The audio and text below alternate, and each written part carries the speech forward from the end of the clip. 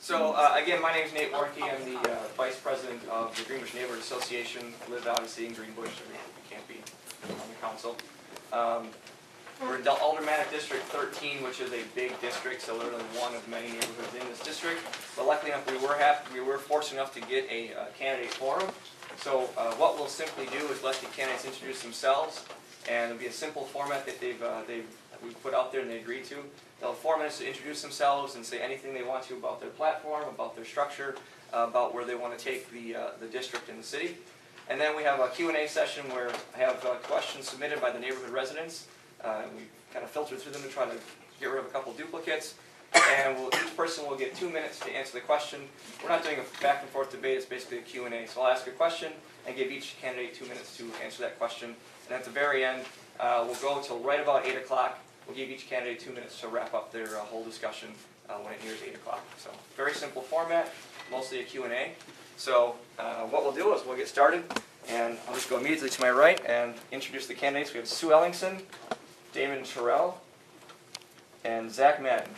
So we'll start with Sue. Sue, go ahead and speak, and for some reason it gets too quiet, let us know. Raise your hand if you can't hear, and we'll turn the microphone on. Go ahead, Sue.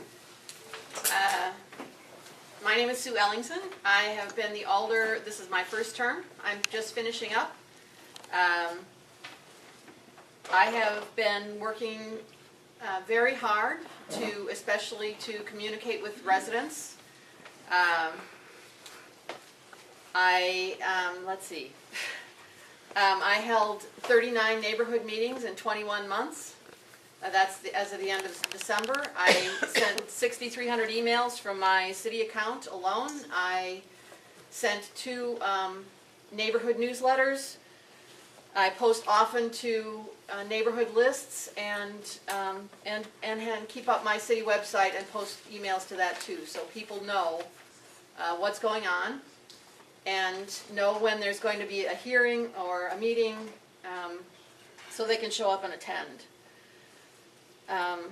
I think that's the most important thing that an alder does, is to keep people informed and hear what they have to say. You know, the neighborhood meeting is hearing what you have to say and trying to advocate for the neighborhoods in city government. I hear a lot, more than anything, I hear about pedestrian safety and bike safety. I have worked very hard on that. It's a really hard problem to solve. But we all want a walkable city and a place that's built for people and not for cars. So I've tried hard to do that. I got improvements made to the intersection of Park Street and Fish Hatchery Road. I guess they're modest, but at least one person told me it was better, so that's good. There have been some islands put in. There are more islands that will be put in the coming year. On Fish Hatchery Road there'll be islands put in and a flasher for pedestrians. Bike lanes along Olin Avenue. Just had well, I don't need to go into that. Things always take a long time to get done, so I periodically have a meeting with a traffic engineer and try to get things moving along.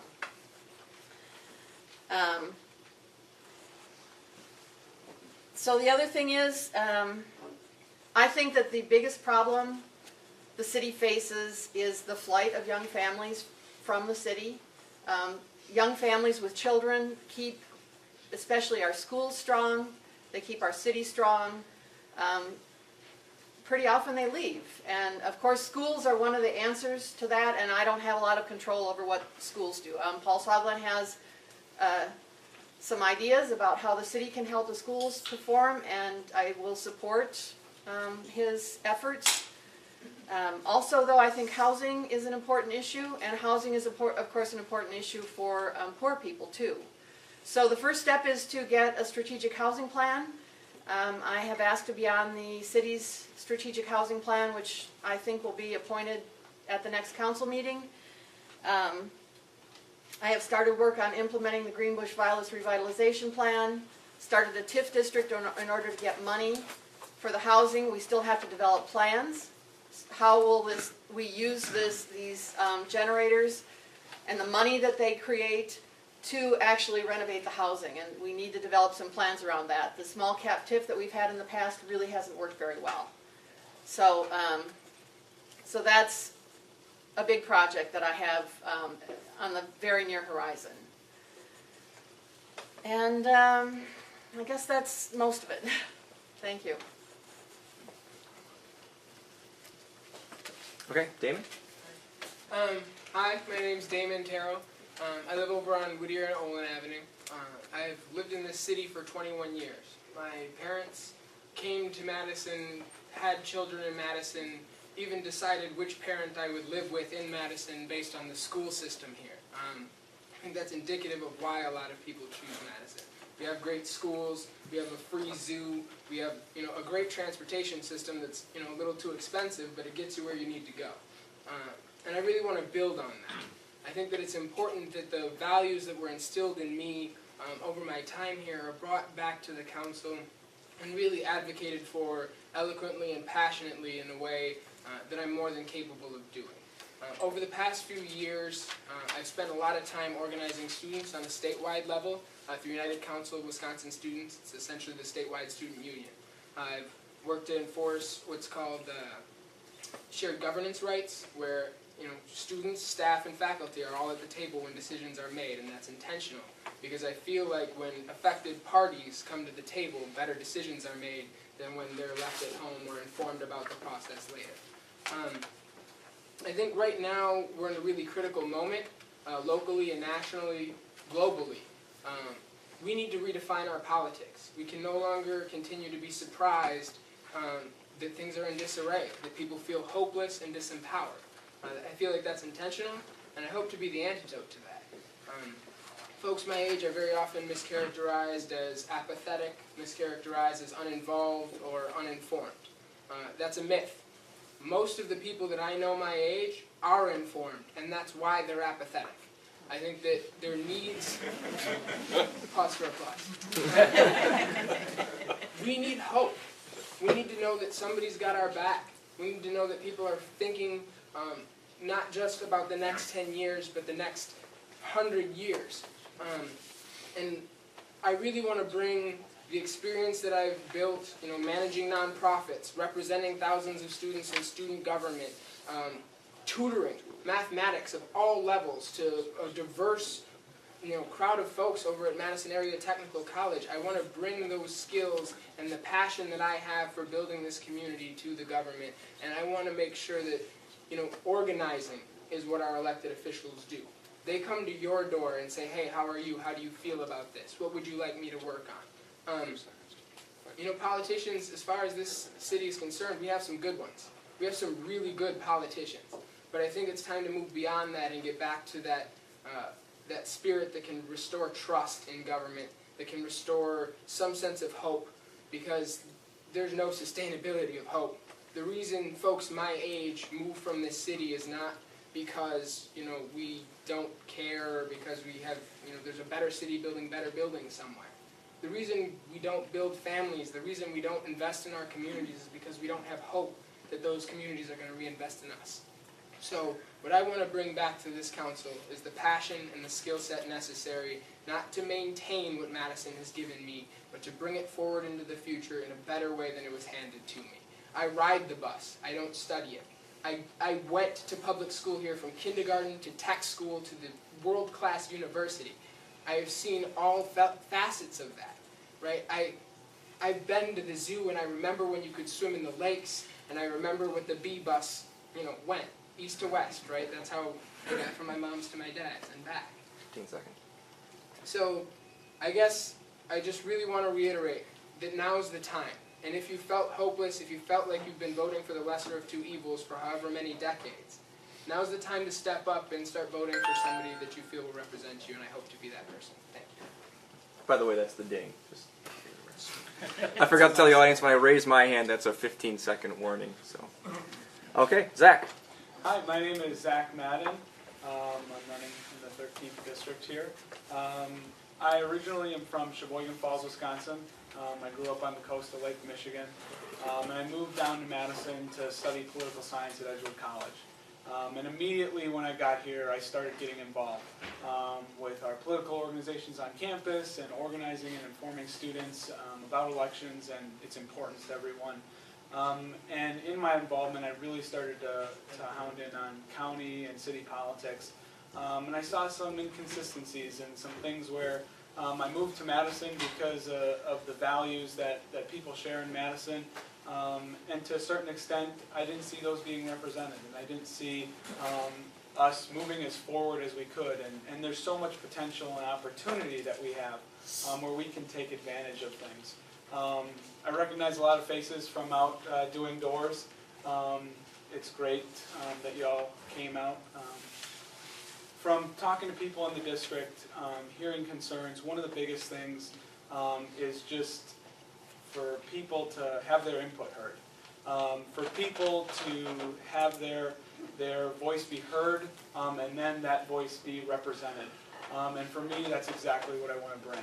I want to make sure that whether it's a development project or a community garden or the lighting of the Southwest Path, I want to make sure that the people who live in our neighborhoods, the people who I would, if elected, represent as alder of the 13th district, I want to make sure that your voices are represented. At the end of the day, it doesn't matter what I think about an issue. It's what everybody else thinks about this issue. And for me, the approach that I want to take is building consensus. Looking at what is the issue and bringing people to the table who have opposing sides, who have different concerns, bringing them to the table and let's look at what we can do. A lot of times we're not looking at what the options are. We kind of polarize an issue of we either have to do it this way or we don't do it at all.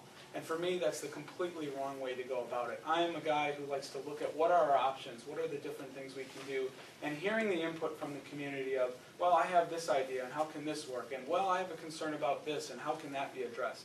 When we're all sitting at the table and discussing it, that's when we get a better solution. That's when we get a better outcome. And that's the kind of role that I want to be. I want to be a facilitator.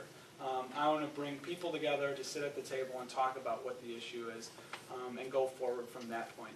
Not trying to push my own agenda, but bring forth the concerns and the voice of the people who live here. I think that's important. I think that's what people are really looking for, and that's exactly what I want to bring to the council. Okay, I have to queue up our first question because it's in an email. I apologize. A late submission, so it's in an email on my phone. We'll kind of go down the row, and so we started with Sue, so we'll go to Damon this one, you'll start with this one, and then we'll go back around the other way. So, what do you consider to be positive and negative changes for District 13 in the past 5 years, and why? For example, development changes in parks, businesses gained and lost, etc., including pending changes in your answer. So, what do you consider to be positive and negative about District 13 in the past 5 years, and why? Damon? Okay. I think that District 13, it's kind of hard to compare chronologically at this point, considering we just gerrymandered all of our districts. So District 13 has kind of shifted a bit. It used to contain a little more to the south. Now it kind of goes a little more to the west.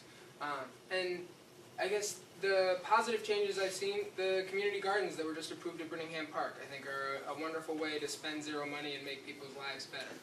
And I'd be willing to discuss that. I know that got contentious, but why I support that. I think that the businesses on, I guess I don't have a very good answer for that, specifically to this district. I think Madison overall, though, it's going the right way. Our transportation system is a lot better, especially going east to west. But I think we could do better going south. I think we've lost some of the lower Park Street transit, and I'd like to restore some of that. And Chuck Hemp has some ideas that require legislative authority about regional transit authorities and such to get prices down and increase the span of our bus system. But as far as specific to this district over the last 5 years, I don't have more than that. Okay, Zach? I think the thing that I get when I knock on doors and the question I pose to people when I knock on a door is, I'm Zach Madden, I'm running for Common Council, I'm out knocking on doors, getting a chance to meet everyone and wondering what would you like to see the city prioritize? What are your problems in the neighborhood or issues citywide you'd see? And the number one thing that people say after I said that, I'm like, well, we have some great neighborhoods.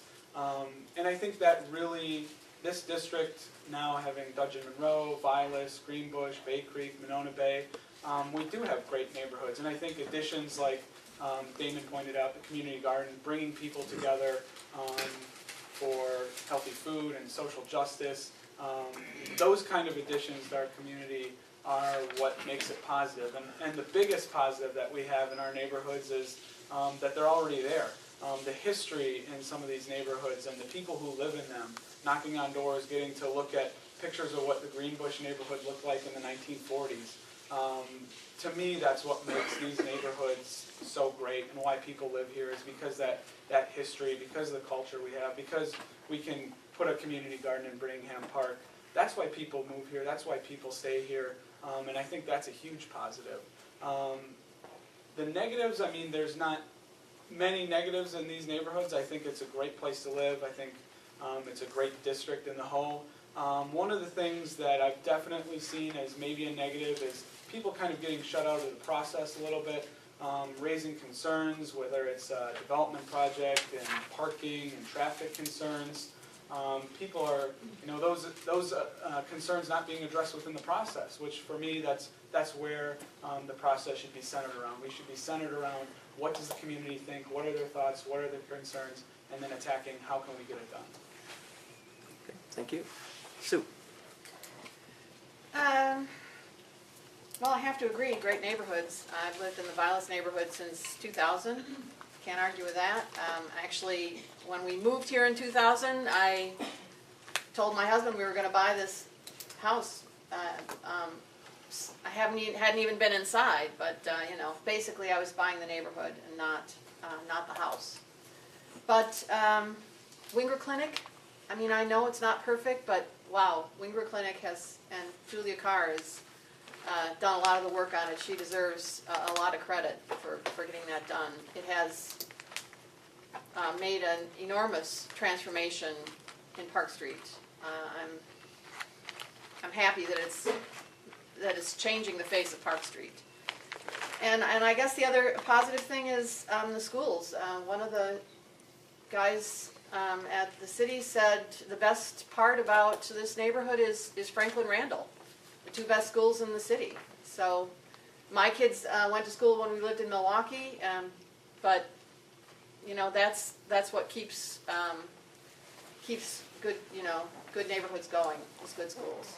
And not that the city has a lot to do with that, but anyway. Okay. All right, our next question revolves around the environment and our lakes. Both Lake Wingra and Monona Bay are largely within this district, and they're uniquely among Madison area lakes. They're impacted almost exclusively by the activities within the city of Madison instead of by activities in other municipalities and in agricultural lands. What roles and responsibilities does the city of Madison have in the protection and enhancement of Lake Wingra and Monona Bay, and what implications does that have for the District 13 alder? So this time we start with Zach. Excellent.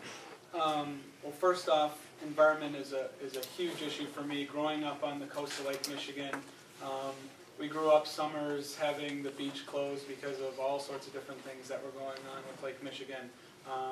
And one of the reasons why I moved down here was because of the feeling and the value that we place in Madison on our lakes and environment. But for me, I see a lot of people in Madison and Dane County who run for office and say, I'm for the lakes or I'm for the environment. But I ask, what does that mean? In the last 2 years, what have we done? You can't point to any major project or major thing that we've done to help protect our lakes, especially Lake Wingra and Lake Monona, from a city standpoint. When I'm out in the district, when I'm talking to people on West Shore and South Shore, they're bringing up issues to me about, when we're talking about the lakes, we get into the issue of, well, is it a city or a county thing? But what happens within the city, like construction sites, specifically a construction site on Park Street that after we had rain last spring, the construction pond overflooded and flowed right into Monona Bay. That construction project is a city issue. And to this day, we still haven't seen any action on that, even when it's brought to the attention by the city. For me, that's unacceptable. The lakes are what make Madison, Madison. And we have to do everything that we can to protect them. Because if Lake Wingra loses even more of what it is, or Monona Bay turns into a marsh again, we're going to lose a big piece of what makes Madison, Madison. And for me, that's a huge priority in making sure, one, that we do what we can to look at what things we can do in the next 2 years and in the long run that we can get done. But when these types of issues like runoff from construction projects, when specific issues that are documented but with scientific evidence, that they come forward, that those are at the forefront, that should set off a red flag and we should do something about it. Sue? Okay. The runoff that Zach is talking about, actually, the city did clean up with a vac door until the DNR signed off on it. And I know it wasn't perfect. I saw the photographs too. There was still styrofoam in the water. But the water is a responsibility of the county and the state. And I don't know, there's so much you can do. So anyway, the city engineering has signed a contract with Strand and Associates to do watershed planning for Lake Wingra watershed as a pilot project. It will include planning for phosphorus, sediment, chloride, and infiltration. I think that's all. And it's been a long time coming. This plan did not turn out as well as we all had hoped. But anyway, I am hopeful that it will give us some new tools. And, if we focus on the Lake Wingra watershed, how we can expand that to the rest of the city and really make a difference in our waters and the watershed. And the Clean Lakes Alliance, frankly, is bringing people together like no other organization has before. Basically, they know how to raise money and get people to the table, and that has made a big difference. Great. Damon? Yeah, so like both of the other candidates said, development does play an issue, and we have to be willing to take stalwart stances when negotiating with developers about deal breakers like pollution in the lake. There's some negotiating room on how big the sidewalks are, or exactly what angle the roof is, that all malleable stuff. Putting, loads of styrofoam into our lakes is kind of a deal breaker for me, and you have to be very staunch about enforcing that. I think our city's done a pretty good job of reducing the salt that we put out on our streets. I think that's a good step, and we have to continue to make steps like that also save money. I think we have to tap the experts down at the university that study the algae in our lakes and how do we get that problem under control, that study things like runoff as a way of life. I think we have to encourage the involvement of people like the Friends of Lake Wingra, the fishing that happens, the free days that you give out, free ice fishing gear. All of that stuff helps to increase involvement to a level where people will care a lot about the lakes, and then when you want to do a new initiative, they'll be there to help you. I think we have to do a lot about our transportation system. If we could transition to more buses that have the extra hybrid engines and possibly even burning natural gas off of a biodigester, if we can ever convince people to invest in something as awesome as a biodigester for Madison. There are simple things we can do that affect our own emissions, the standards of our own buildings, and how we invest in environment as a whole. We have to put a premium on it, and we have to be aggressive about it. And so I think that we've done a decent job, but we just have to continue the steps that are being made right now. Okay. That was all of you, right? My tally isn't quite correct. All right, we're back to the top of the order with Sue.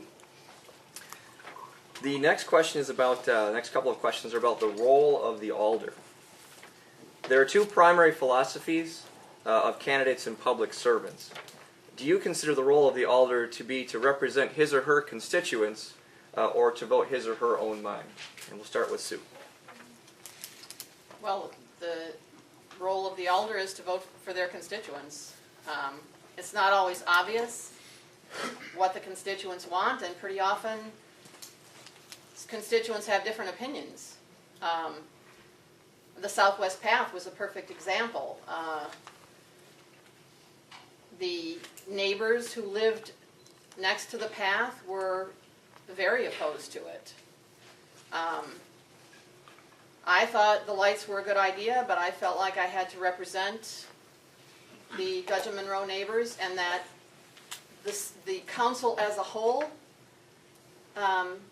votes on what the city does. And so my job is District 13, and the council as a whole does the whole city, at least for the most part. So I had to vote against the lights on the Southwest Path, even though I thought they were a good idea. They did pass in the end, and there will be modifications. The lights will be turned off at 11 o'clock. They're working on seeing if they can get dimmable fixtures. The fixtures are all sort of smaller and less bright than the original ones that were proposed, so it won't be as difficult. But I mean, frankly, the ideal body, half of the people I heard from were opposed and half were in favor of ideal body. And so in a case like that, then it comes down to what I think too. In that particular case, I think that it's important to have more density. That more density brings people to an area, it supports shops, it makes people be able to walk and bus and bike instead of having to drive. Damon. I'm hard for voting my own mind, and I'm going to be unapologetic about that, because I think that part of an alder's role is to change their mind when it's appropriate. I think you have to take hard stances, and you have to be willing to be held accountable to those stances by the folks that vote in this district. And I won't be wishy-washy about the ways that I feel. The community gardens, I will advocate for them very strongly, because from the evidence that I saw, they were a good idea. Now, I think that beyond that, you have to be able to articulate why you make the decisions that you make. You have to be able to express that they aren't just the right decisions, but they are how you feel at the moment, and that other people, feel differently. I've seen Mike Revere do this incredibly well on the council. However you feel about him, he does it very well. And the reality is that we have to bring several identities to the table. I'm a resident, I'm a young person, I'm somebody that takes the bus, I'm a black person, I'm a white person, I'm a lot of things. I'm a student, right? But all of these identities exist in the community, and you have to go talk to people from every swath that you can and understand why they feel the way they do. Make your decision and be able to explain that to them so that they don't feel like they've been railroaded over, and that the next time they need something, they still feel comfortable coming to you and trying to change your mind, trying to have you make the amendment that makes the whole project just easier for them to swallow, or whatever the case might be. You have to take stances, and I think that is our job. But I think additionally, you have to be open to changing your mind. And I think especially as a young person, I'm not yet full of ideas. So I very much go seek input from people. I very much take that into account. And I think that would be my governing philosophy. Okay. Zach. Definitely echo a little bit of both. For me, it's definitely representing what constituents feel. Your voices, what you have to say, what your concerns are. For me, I think I would take a little bit different approach. Instead of waiting for what people are coming to me with, I want to be more proactive about seeking out input.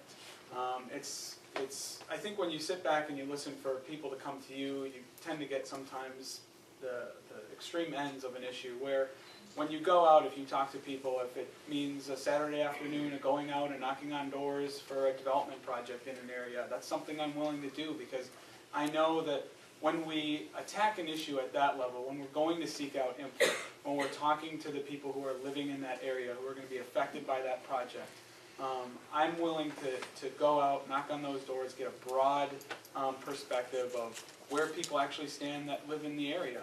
In a development project on Park Street, you have to weigh different opinions. Somebody who lives in a different district or on the completely other side of the district, well, you have to figure out where those different concerns weigh. If somebody who lives way far away from the project says, yeah, it's a great idea, but there seems to be a lot of concerns about parking or traffic flow issues within the people who live in the neighborhood of the project, for me, there's a scale that you have to be able to balance those out, and some opinions in that case will weigh more depending on the issue, depending on if it's a development project in a specific neighborhood, or if it's the Southwest Path.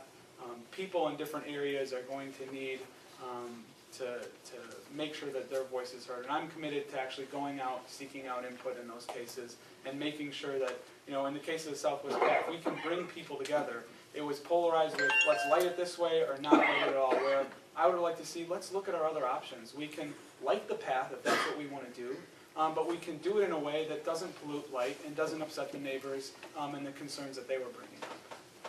Thank you. Okay, this next one we begin with Damon. It's also a role of the alder question. As you know, Madison neighborhoods are divided into associations, each with a board or council, like our council here. How do you plan to interact with these associations and their councils? Damon?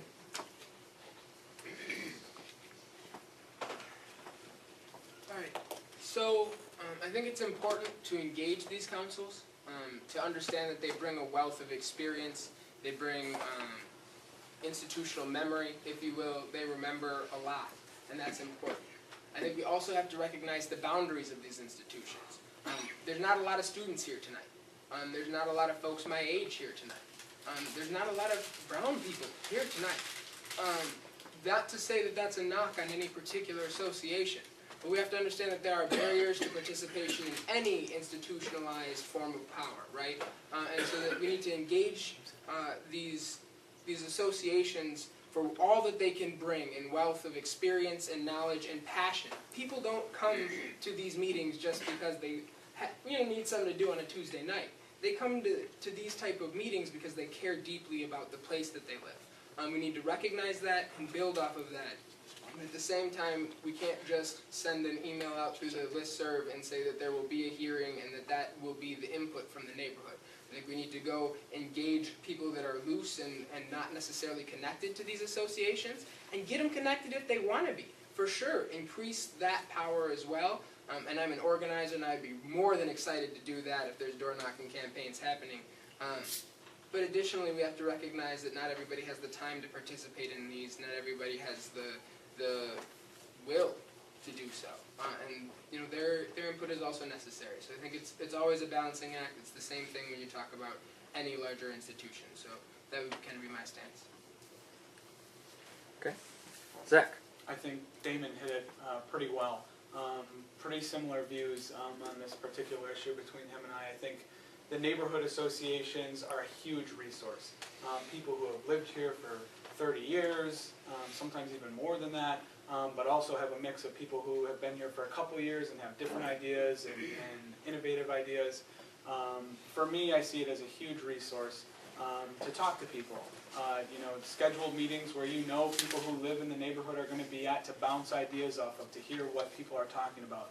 At the same time, I also think we have to look at issues from multiple perspectives. There's the neighborhood association perspective, and I really value the input and the time that's put in to neighborhood associations, but kind of what Damon touched on, there's people who aren't in the neighborhood associations that don't have time, and I want to actively seek out their input too. It's great with a neighborhood association, you can stop by a meeting and talk to people, but I'm also committed, like I said earlier, to going out and seeking out everybody, even the people who don't have the time to, one, go to community hearings, or two, sit at a neighborhood association meeting.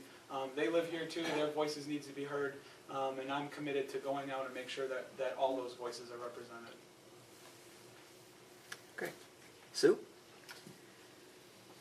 Well, the sad reality is that when you're on the city council, you don't have enough evenings free to attend neighborhood association meetings, very often.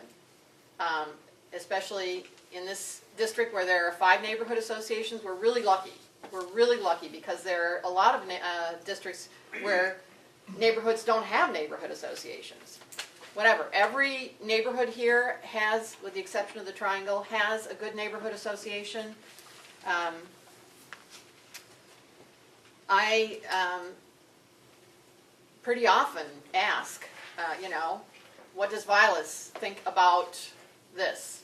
And that's the first feedback, what does Vilas think about the liquor store at the corner of Harrison and, not Harrison, Van Buren and Monroe Street? Well, they weren't thrilled about it, and it ended up going down.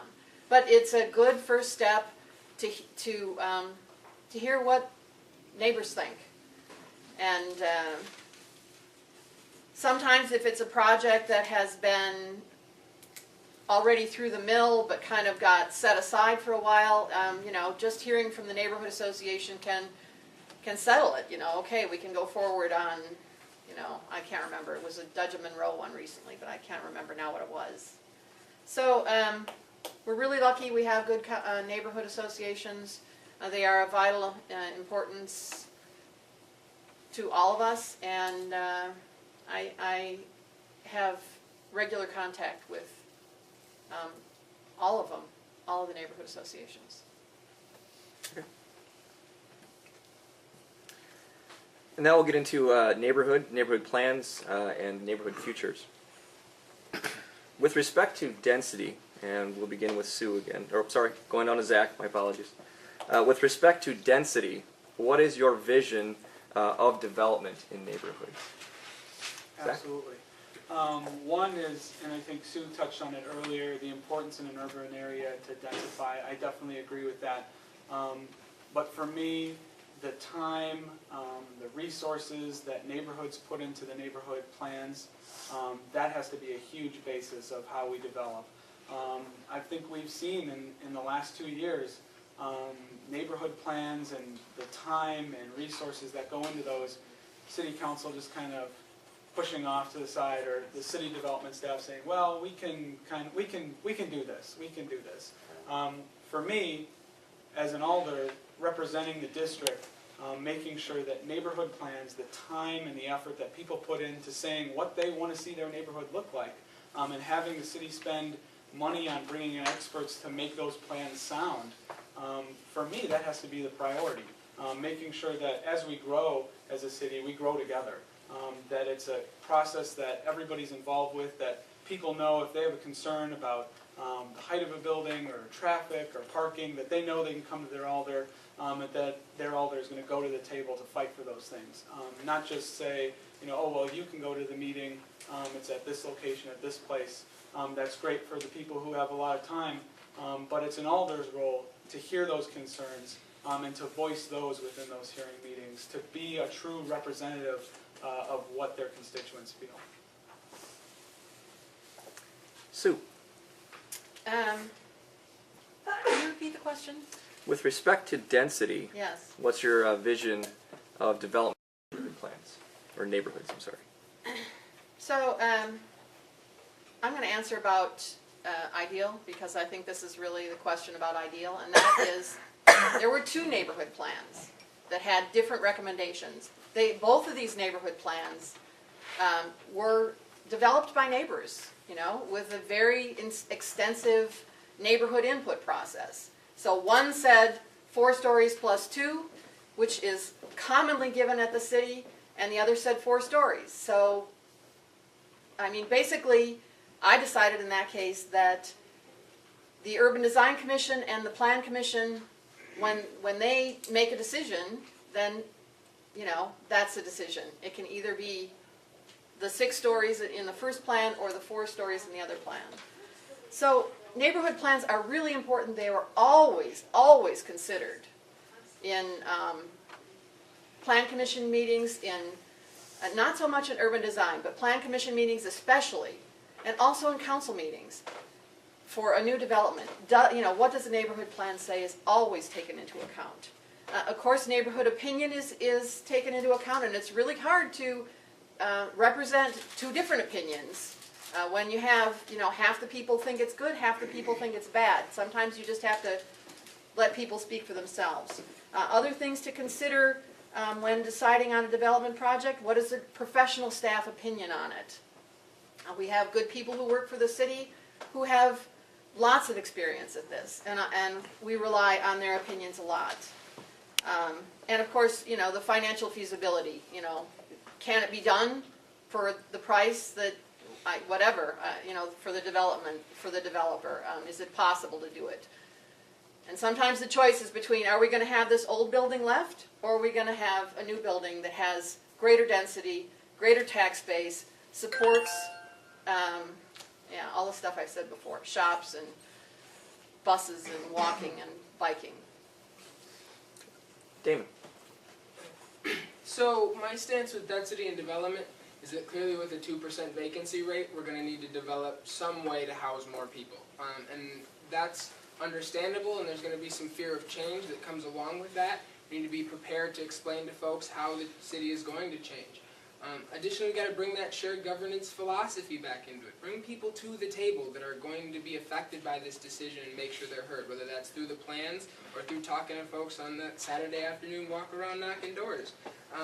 The services must keep up. The bus has to be able to handle it. There are times when you're packed in like sardines and there's 10 people standing at the bus stop and you feel bad, and sometimes I get off and walk, right? That's not acceptable. People want to buy into that system. We need to make sure that services can keep up.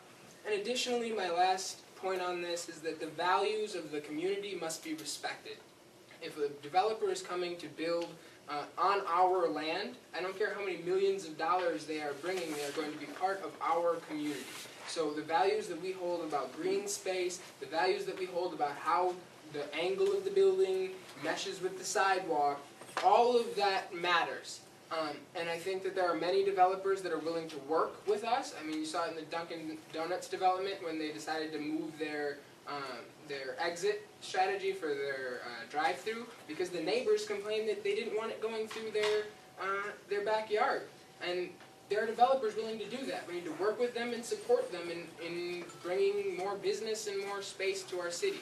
But if somebody is going to tell us that we need to take it or leave it, and that they're going to just shove a building down our throat, they can walk away. And that's the end of that discussion, and I'd be willing to do that if necessary. Sometimes it is.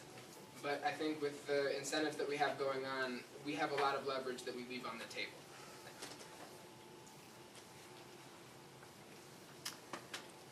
Okay, who started that one? I did. Yes, I thought. Okay. Still got to double check my tally here. You'd think I'd be smarter at this. Next question. So I guess we start back with Sue. What do you believe are the toughest challenges faced by the Greenbush neighborhood, and what is your position on them? Toughest challenges faced by the neighborhood and your position, please. Well, the toughest challenge faced by the Greenbush neighborhood, in my opinion, is housing. We have the Greenbush Revitalization Plan. The intent of that is to take degraded housing that has been run into the ground basically by landlords and turn it back into, we hope, single-family houses. But even if they're rental single-family, I don't know. We say single-family because we have a long history of single families taking care of their properties, and landlords often don't. So anyway, the landlords have run the housing into the ground here in many cases. I have, like I said, started the process to getting a TIF district, which will provide money to renovate the houses. The gap, according to the report that I have, is like $80,000 between the money that a landlord can get for selling this rental property versus what a single family would pay for it. So $80,000 for every house. Or, it depends on the house, of course. That's just sort of general. How are we going to fill the gap? And that's what I'm working on right now with economic development and CDA both, trying to make that happen. Damon. I kind of detest hierarchically ranking these things, but if I had to put one at the top, I would say, the general framework of austerity that kind of keeps us afraid of doing anything positive in our current framework. So that breaks down into a lot of issues. If we were to take housing as an example, there's a lot of places where right now landlords are letting their properties go to crap. And I think that usury housing practices, especially, is a place where we can start to bridge the gap with those student communities that are often seen as alien, that are often seen as like aggressive and blighting the city. We can reach out to them on that, and I would be excited about working with them. Unfortunately, our home rule was restricted in this last legislative session, but I'd be for some pretty radical ideas to push that back. We deserve the right to protect our citizens from usury and abusive landlord practices. I think, transit system is right now strapped by the fact that our city government can't raise taxes too much. What we need to do is find a way to increase the base, let more people buy in. Clearly more people want to buy into that. They want to use that, and whether that's the regional transit authority, whether that's lowering the rates somehow with grant money, whether that's buying more efficient buses, we need to make more investments in our infrastructure. We need to be unafraid of the tax word. We need to be unafraid of moving forward and seeking alternative forms of revenue. We need to be unafraid of being bold and meeting this aggressively, and we need to push back. We need to be at the Capitol advocating for less devastation every time a budget comes around. I'm sick of fighting for schools to have a budget freeze. Yay, they got the same amount of money as last year. Done with that. We need to start increasing their budgets, and we'll have to find a way to do so. We have experts down the street at the university. We got experts all throughout our own communities. We need to figure out how to do this, and I think now is the time. So pushing back against austerity, I think, is the biggest deal. Okay, Zach. I think I'll touch on a couple things. I'm not sure there's one issue that really jumps out as the main thing. I think there's kind of a couple interlocking things. To touch on housing a little bit, Damon's correct in the legislative cycle in 2011. They passed a couple different bills that really kind of took away the city's advantage to kind of crack down on landlords and to make sure that those properties aren't getting run down. The one thing that the city does have left is building codes and enforcing our building codes. If there's houses that are being rented that are in bad shape, that the landlord's not taking advantage of, we need to enforce our building codes. That's why we have them. We have them so that when these type of issues come up, that we enforce them. So on that issue, that's kind of where I stand. And if elected, I want to sit down with building inspectors and say, okay, if you go down and talk to students in the Bowen Court area, and you walk in some of those houses, you're walking on a slant sometimes, and when you're talking about security issues, locking doors, and making sure that there's windows that are secure. These are big issues for students, for grad students, and for just community members who are renting in this district. And the building inspections and the building code is where we have that force that we can make sure that landlords aren't taking advantage of one another. The other thing that I want to quick touch on is I agree with Damon that our transportation system needs to improve. I talked to a family in the Greenbush neighborhood who said, I take the bus to work, but I work on the east side and it takes me an hour and 45 minutes to get there. That's not feasible for people to ride the bus. And if that's where we want to be, if we want to be a community, and that's where I want it to be, is that it is where we can walk, it is where we can take the bus. We need to look at what other options, looking at bendy buses and rapid transit routes that take less stops, so we can localize our routes, make them service more people, and make it faster and more efficient for people to ride the bus. Okay. We are running shorter on time, so one more question, then we'll do wrap-ups. So we'll move into crime, and Damon, I believe you start. In Greenbush, many areas are populated by students, as we know. How do you believe the city can take a more active role in addressing petty crimes such as minor vandalism and excessive noise from the student population? I think the best way to address those problems is make life suck less, period. I think that we have to address the fact that poverty is being enforced on my generation. It's being enforced. Unemployment for the entirety of my generation is approaching 50%. That's not laziness, that's just we're not being hired. We need to make the housing codes, like I said, we need to enforce those to make sure that they're not going home to a hole in the wall where clearly they don't feel like they're a part of the community, right? We need to make sure that they're invited to neighborhood meetings, that they're invited to the potlucks. We need to make sure that there are activities for them to do that aren't just getting hammered.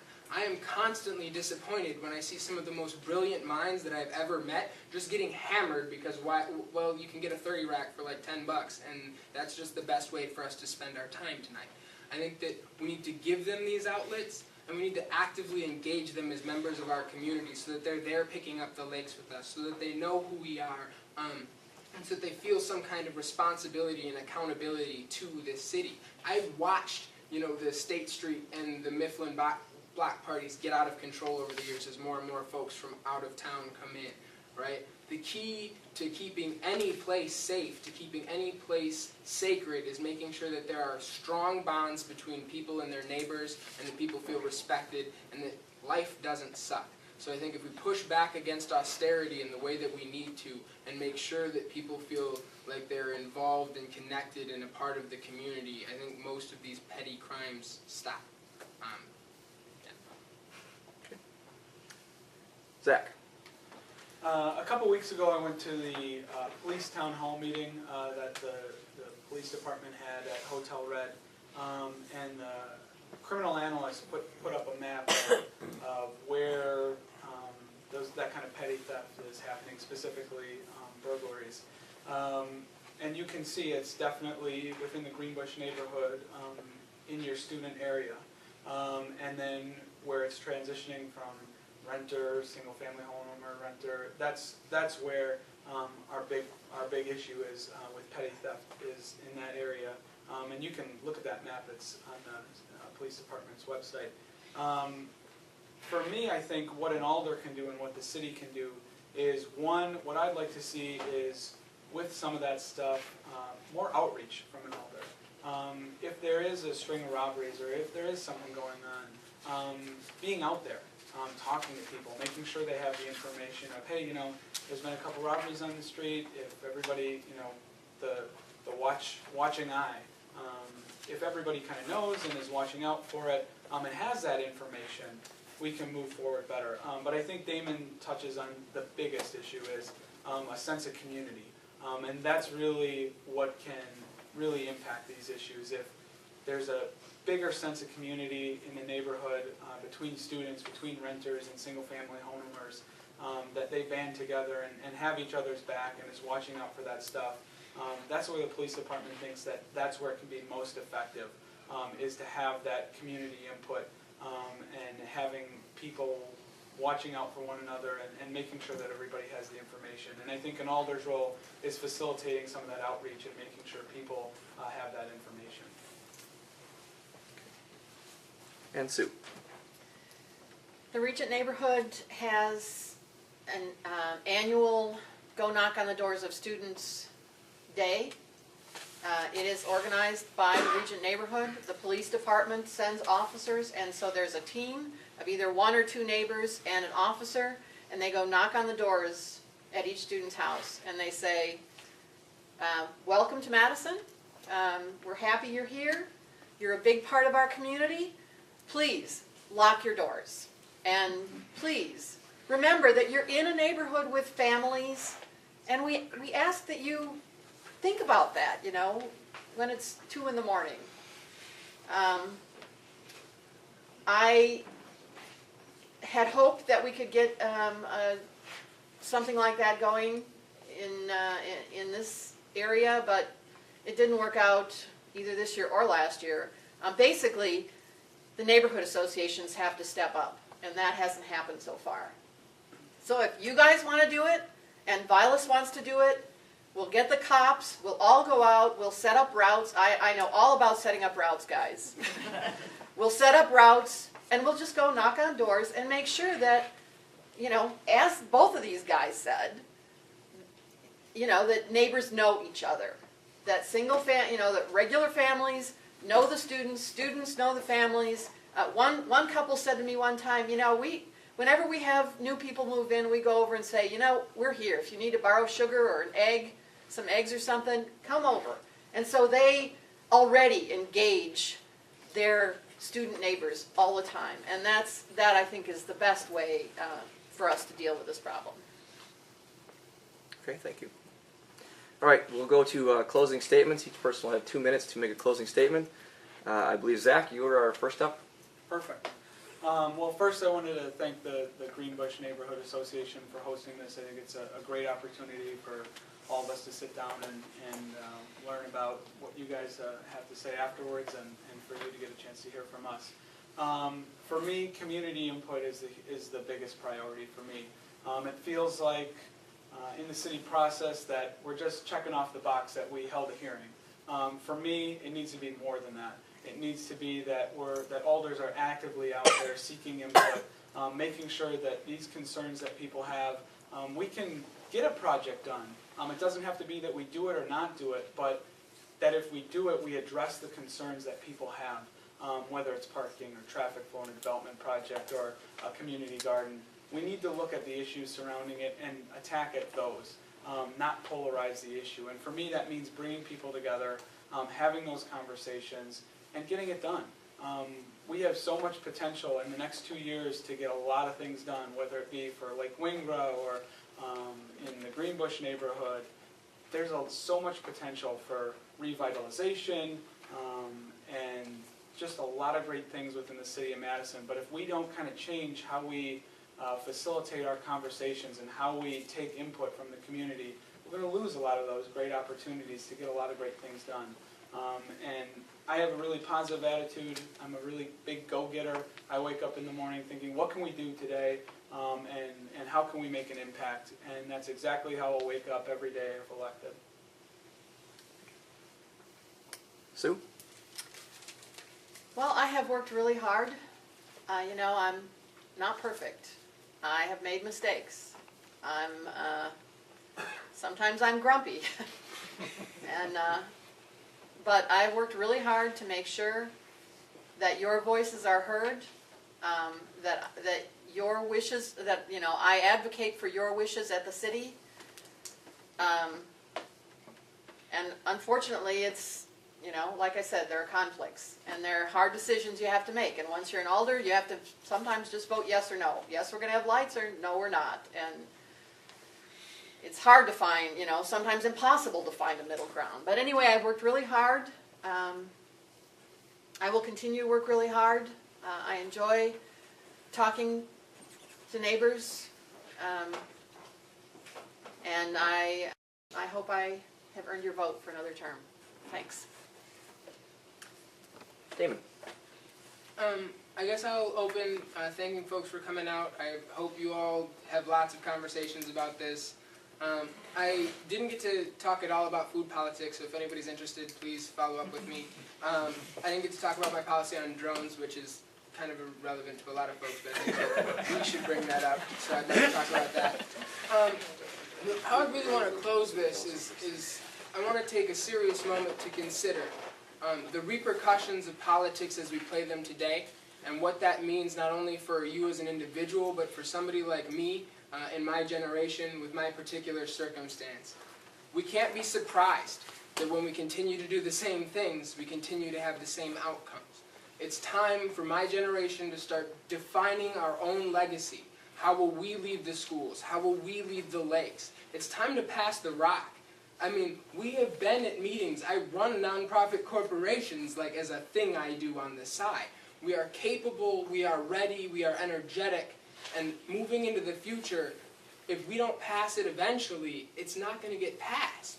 I think that what I will do as an alder is rely on community. I mean, TJ's here from outside the district as just because he's interested in school board politics, right? Like, people do that here. There are folks that come out. There are people in this community that care deeply, right, about what's happening.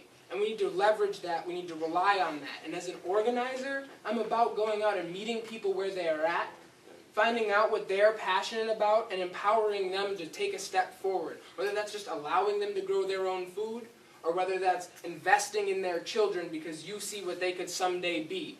Somebody that could maybe take your seat. I hope that we are ready to take a step forward into the future and let let us define our legacy and let us show you that you've done a good job handing us a world that we can be proud of, and we'd like to move forward. Okay, that concludes our debate. I'd like to say thank you very much to our three candidates.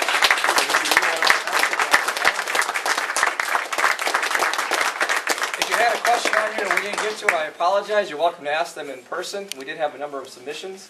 Lastly, the date of the election is February 19th. February 19th. So everybody, please go out and vote. Thanks for coming.